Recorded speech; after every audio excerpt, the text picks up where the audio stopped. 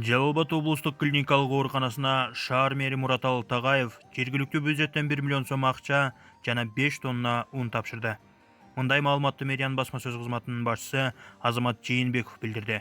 Анын айтымында кала башчысы өз өмүрлөрүн тобокелге салып, COVID-19 вирусу менен күрөшүп жаткан ак халатчандардын абалынан кабар алып, аларга бөлүнгөн акча каражаты менен un тапшырган.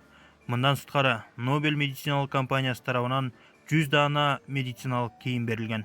Шаар мэри Мураталы Тагаев дарыгерлер шаар бийлигинин көңүл сыртында эместигин, буга чейин да жардамдар көрсөтүлүп келгендигин кошумчалады. Биз жергиликтүү бийлик бүгүн ошол биздин дарыгерлерден кабар алып келип отурабыз. Биз шаардык кеңештин депутаттары менен биргеликте жергиликтүү бюджеттен 1 миллион сом акча каражатын бөлгөнбүз.